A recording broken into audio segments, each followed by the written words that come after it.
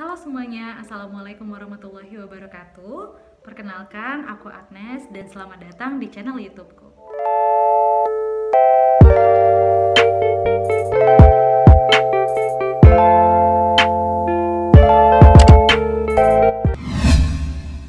Ini merupakan video pertamaku untuk sharing mengenai informasi. Dan informasi kali ini aku bakal membahas seputar program studi yang mungkin banyak orang belum tahu, yaitu Teknologi Industri Pertanian. Berdasarkan pengalamanku selama menjadi mahasiswa bahkan menjadi alumni, banyak sekali di lingkungan kita yang misunderstanding dengan TIP ini sendiri. Karena ketika mendengar pertanian, biasanya orang-orang akan berpikir seperti cangkul, kemudian sawah dan lain sebagainya. Jadi sebenarnya TIP itu apa sih? TIP atau yang dikenal juga dengan agroindustri merupakan disiplin ilmu yang mempelajari tentang pengolahan bahan agroindustri melalui suatu proses hingga menjadi produk yang memiliki nilai tambah. Untuk mempermudah teman-teman dalam mencerna maksud dari arti ini, aku akan kasih skema di sini. Berikut adalah konsep dari teknologi industri pertanian. Yang pertama ada input. Input merupakan bahan baku atau bahan awal yang berupa bahan-bahan pertanian seperti tumbuhan dan juga hewan. Input tersebut akan masuk melalui suatu proses untuk diolah, di mana proses yang terjadi bisa secara kimia, fisika, ataupun secara biologi. Setelah melewati proses, maka tahapan selanjutnya adalah output atau yang dikenal dengan sebutan produk, di mana produk yang dihasilkan akan memberikan nilai tambah karena telah melewati suatu proses dan menjadi suatu produk yang baru.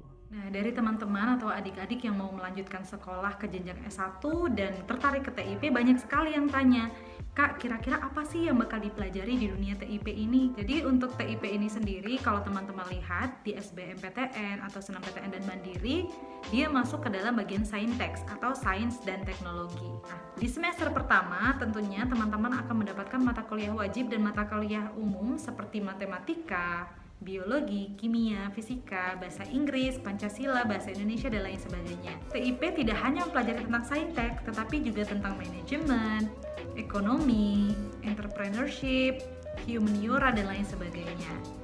Semakin naik tingkat atau semakin naik semester, tentunya teman-teman akan lebih fokus kepada prodi ini. Kita ambil contoh mata kuliah biologi. Mata kuliah biologi ini ketika naik semester akan menjadi mata kuliah mikrobiologi. Kemudian ada lagi mikrobiologi industri, hingga nanti akan mengerucut menjadi teknologi bioindustri. Untuk mempermudah teman-teman, contoh yang akan aku berikan berdasarkan skema, misalnya di bagian input, biasanya mata kuliah yang dipelajari itu contohnya adalah pengetahuan bahan agroindustri. Kita harus tahu dulu nih sebelum mengolah bagaimana karakteristik dari suatu bahan. Kemudian kita harus tahu kira-kira apa yang harus dihindari. Selanjutnya masuk ke proses. Di proses tentunya ada pengolahan secara kimia, fisika, biologi. Nah, hal itu kita pelajari dalam mata kuliah yang disebut satuan operasi. Apa saja yang akan kita hasilkan, bagaimana cara perhitungannya. Kemudian di proses ini juga ada seperti alat dan mesin yang perlu kita tahu. Bagaimana kinerja dari alat dan mesin ini. Kemudian ada juga tata letak, sehingga nanti suatu proses itu tidak memakan banyak waktu dan banyak biaya. Itulah gunanya. Kemudian pada output itu ada namanya pengemasan. Jadi misalnya kalau bahan ini atau produk ini karakteristiknya seperti ini, tentunya pengemasannya harus disesuaikan dengan karakteristik bahan. Selanjutnya kita akan juga mempelajari tentang nilai tambah pada suatu produk, yaitu dengan mempelajari ekonomi industri dan ekonomi teknik ataupun kewirausahaan. Nah, jadi banyak sekali mata kuliah yang dipelajari yang mana tidak bisa aku mention satu-satu, tetapi ketika teman-teman nanti butuh pertanyaan, bisa tanyakan di bawah atau di komen ya.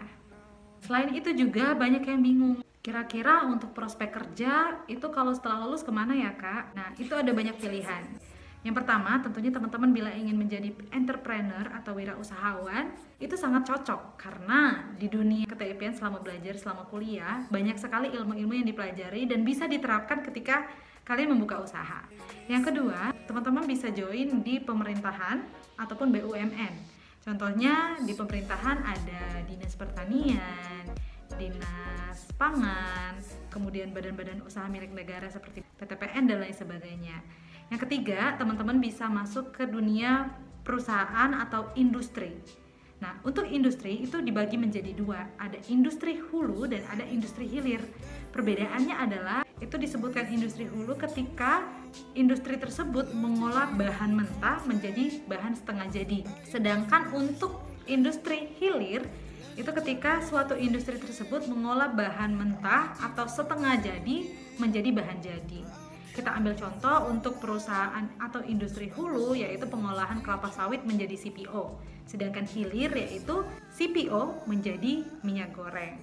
Nah, selain itu juga teman-teman bisa kembali lagi menjadi seorang pendidik, menjadi seorang researcher dan lain sebagainya. Juga teman-teman bisa masuk ke dunia yang lebih general seperti bank, kemudian administrasi di perusahaan. Jadi jangan risau untuk teman-teman yang memikirkan lowongan pekerjaan karena cukup banyak lowongan pekerjaan untuk anak TIP, hanya saja tinggal bagaimana kita mengasah skill yang ada.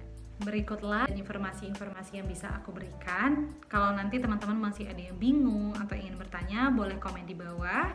Semoga apa yang aku berikan bisa bermanfaat untuk kita semua dan berguna di kemudian hari. Bye!